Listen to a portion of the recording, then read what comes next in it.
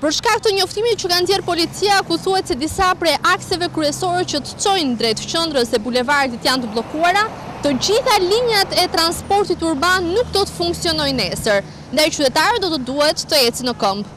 Bashkia e Tiranës ka dhënë urdhër për pajisjen me njoftime në të gjitha linjat e transportit urban, për t'i vënë në dieni qytetarët se me rastin e ardhjes së papës asnjë prej linjave nuk do të funksionojë, por jo të gjitha autobusët e kanë këtë lajmërim. Policia ndërkohë ka marrë të gjitha masat për garantimin e sigurisë dhe mbarvajtjes gjatë vizitës së Atit të Shenjtë në Tiranë, duke lënë në terren 2500 efektiv.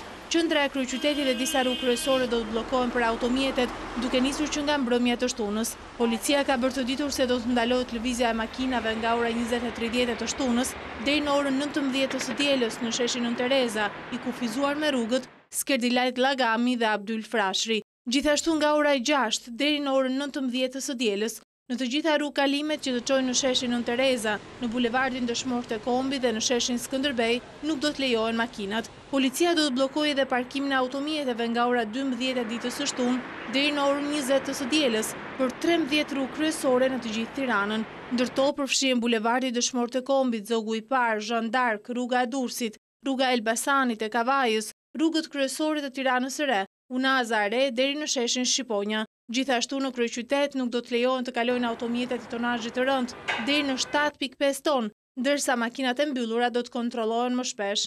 Sa i takon pelegrinëve, ata do të vinë me autobus deri në periferi dhe vetëm deri në orën 8 të mëngjesit. Pjesëmarrësit në ceremonitë për Papën do t'i nënshtrohen kontrollave me detektor metalesh në 27 pika të ngritura për këtë qëllim. Çdo person duhet të ketë me vete edhe dokumentin e identifikimit.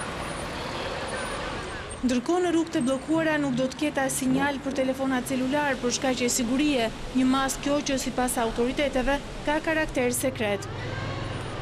Sa i takon lëvizjes drejt Rinasit dhe fshatit Bufq, ajo do të kufizohet në oraret kur aty do të kalojë kreu i Vatikanit. Ndërkohë gjatë gjithë kohës në terren do të jetë policia, agjentët e shërbimit sekret, agjentët e sigurisë së mbrojtjes, trupat e gardës si dhe njësitë e emergjencave civile. Për gjatë bulevardit Dëshmorët e Kombit do të ketë shumë pika të ndihmës së shpejtë për çdo emergjencë, si dhe për çdo nevojë që do të kenë njerëzit që do përshëndesin Papën dhe që do marrin pjesë në meshën e mesditës.